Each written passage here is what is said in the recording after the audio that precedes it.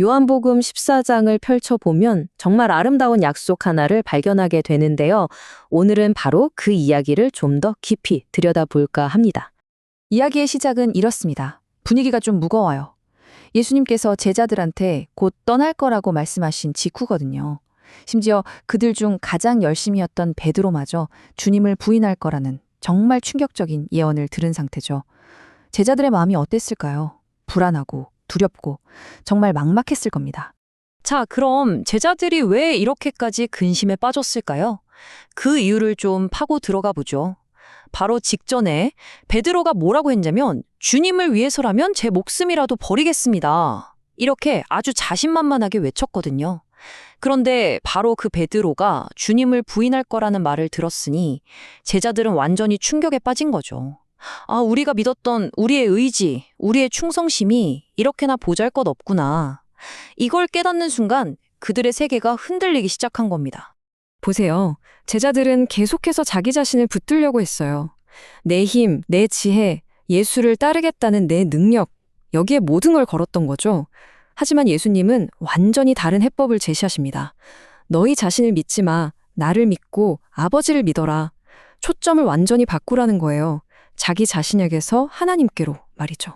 이렇게 두려움에 떨고 있는 제자들 한가운데에서 예수님께서 정말 어떻게 보면 좀 수수께끼 같은 약속을 하세요. 내가 너희를 위해 거처를 마련하러 간다. 거처라니? 이게 대체 무슨 말일까요? 그리고 이어서 하시는 말씀이 바로 이겁니다. 그런데 여러분, 여기서부터가 정말 흥미로워요. 이 말씀이 그냥 걱정 마, 내가 좋은 곳 마련해 둘게 이런 단순한 위로가 아니었다는 겁니다. 당시 유대인이라면 누구나 바로 알아차렸을 아주 특별한 문화적 배경이 숨어 있었거든요. 바로 고대 유대인의 겨혼 풍습이에요. 이 풍습을 알고 나면 이 말씀이 완전히 새롭게 들리기 시작합니다. 자, 한번 상상해 보세요. 고대 유대 사회에서 결혼은 이렇게 진행됐습니다. 먼저 신랑과 신부가 정식으로 언약을 맺고 약혼을 해요. 그리고 나면 신랑은 바로 신부를 데려오는 게 아니라 자기 아버지 집으로 돌아갑니다. 왜냐고요? 이제 함께 살 집, 그 거처를 마련해야 하거든요. 이 기간이 보통 1년 혹은 그 이상도 걸렸다고 해요. 그리고 정말 중요한 건 그 집이 다 준비됐는지를 신랑이 아니라 신랑의 아버지가 판단하고 허락한다는 거예요. 아버지가 이제 됐다 하고 승인하면 그때서야 신랑은 친구들과 함께 기쁨의 함성을 지르며 신부를 데리러 갑니다. 어때요? 예수님의 말씀과 정말 똑같지 않나요? 신랑이신 예수님께서 언약을 맺고 우리라는 신부를 위해 거처를 예비하러 떠나셨고 아버지께서 허락하시는 그날에 반드시 다시 돌아와 우리를 데려가시겠다는 정말 아름다운 약속인 거죠. 그런데 이렇게 멋진 비유를 들어도 제자들은 여전히 혼란스러웠어요. 대표로 도마가 질문하죠. 주님 어디로 가시는지도 모르는데 저희가 어떻게 그 길을 알 수 있겠습니까? 아주 솔직하고 현실적인 질문이죠. 이 질문에 대한 예수님의 대답이 바로 성경 전체를 통틀어 가장 유명하고 중요한 구절 중 하나가 됩니다. 내가 곧 길이요 진리요 생명이다. 이 한 문장에 제자들의 모든 혼란을 잠재울 해답이 담겨 있었습니다. 먼저 길이라는 것.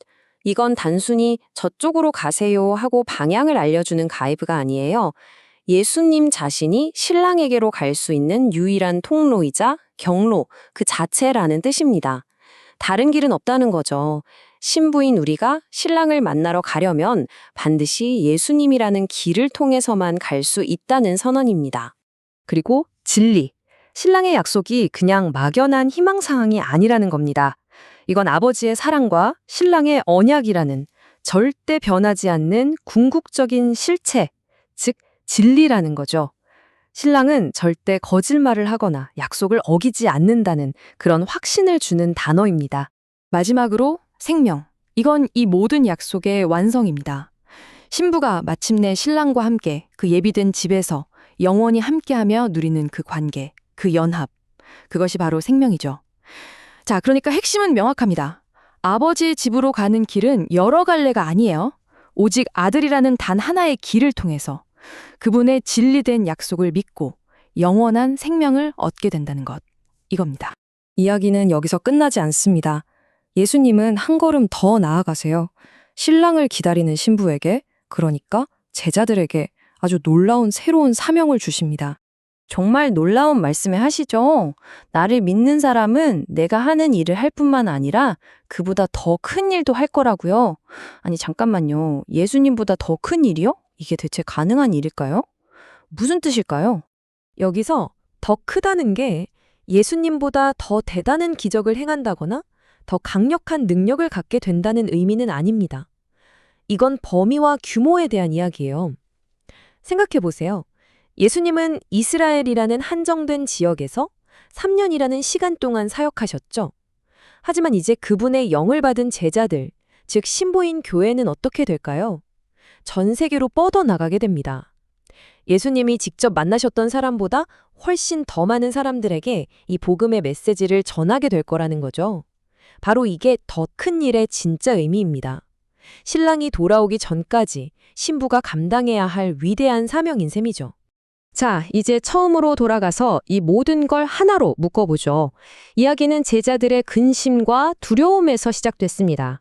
그리고 예수님은 그들에게 사명과 흔들리지 않는 확실한 소망을 주시면서 이 대화를 마무리하고 계십니다. 결국 요한복음 14장 전체는 하나의 거대한 사랑 이야기인 셈입니다.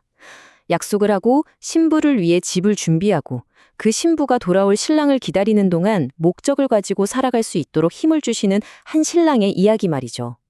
이 관점으로 보면 흩어져 있던 퍼즐 조각들, 근심, 거처, 길, 더 큰 일, 이런 것들이 신랑의 약속이라는 하나의 아름다운 그림으로 완벽하게 맞춰지는 걸 볼 수 있습니다. 그렇다면 마지막 질문은 이것입니다. 신랑 되신 예수님의 이 약속을 믿는 것이 오늘을 살아가는 우리의 삶을 어떻게 바꿀 수 있을까요? 이건 그냥 머리로 아는 신학 지식이 아니에요. 우리의 모든 근심과 불안을 사랑받는 신부가 신랑을 기다리는 그 설레는 소망으로 바꿔주는 살아있는 진리인 것입니다.